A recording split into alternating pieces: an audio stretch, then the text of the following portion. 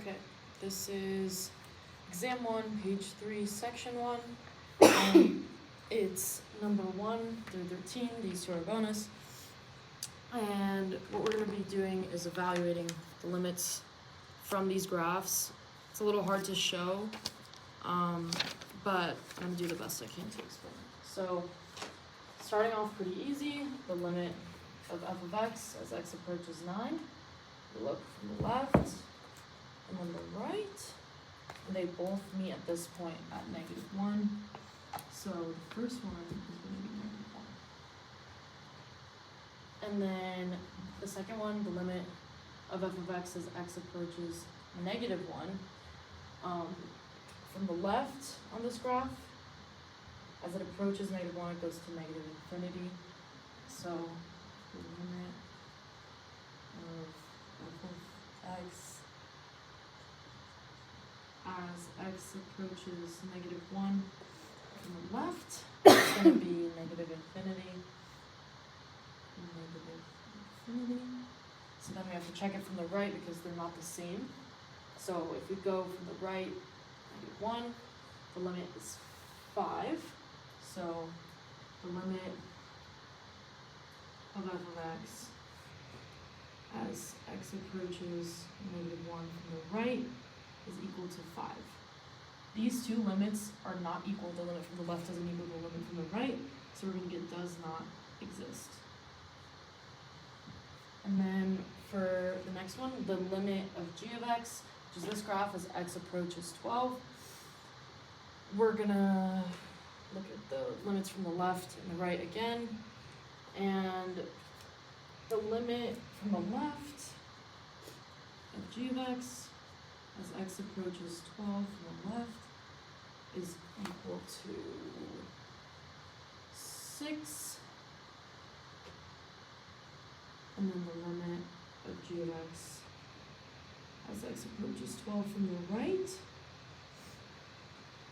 If you look at the graph, there is a hole. So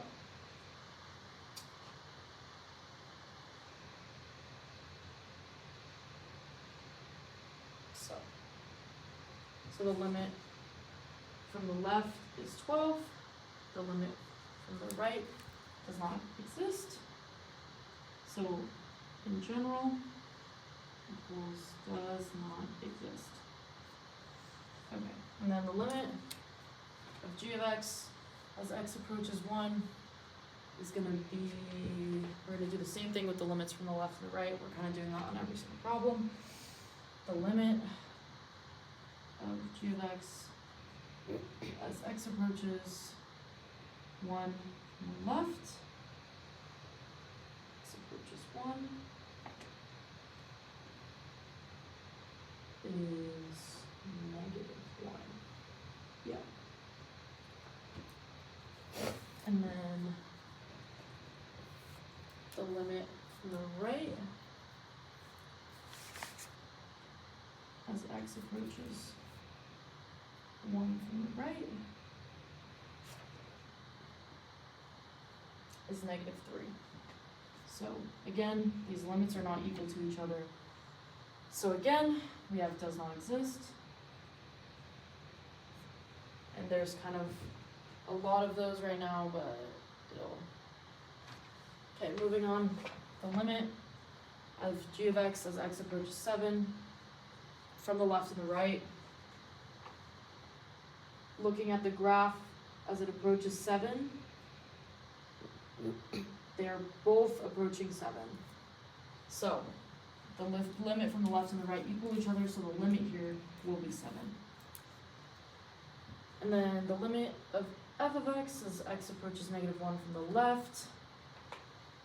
If you look, -1, it's going towards -infinity. And then, oops, here. The limit approaching from the right is going to be 5. This is 5.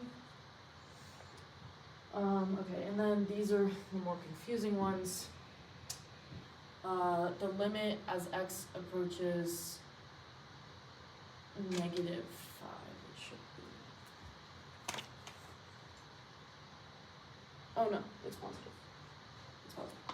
Anyways, approaches 5 from the left, what we're gonna do is find the limit as 5 approaches from the left on f of x and then of g of x, and we're gonna add the values together. So the limit as x approaches negative 5 of f of x is 3, and then plus the limit of g of x as x approaches from the left on a different graph, it's negative 1. So that equals 2. And then this is the same concept. It should be the exact same, but these two values will be flipped.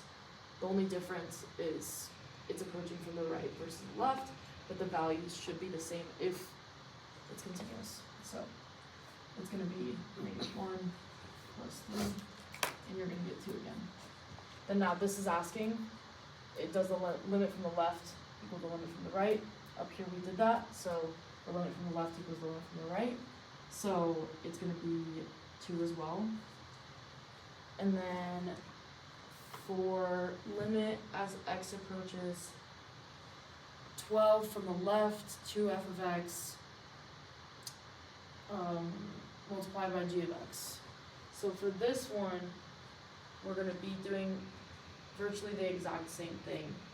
So we're going to do 2 is a constant, so it will not be a part of that. But the f of x from 12 to the left is negative 1, and then g of x as x approaches negative 12 on the left is 6. And then multiply these, you'll get negative 12.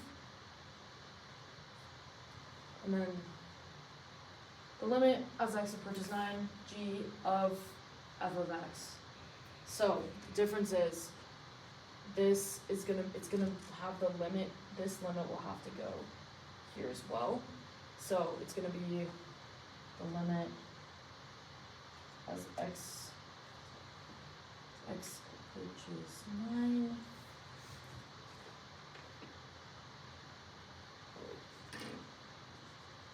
First we look at the g. And then the limit as x approaches 9. And then we're going to put the f of x here.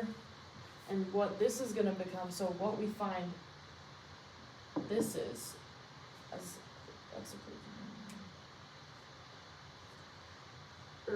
9.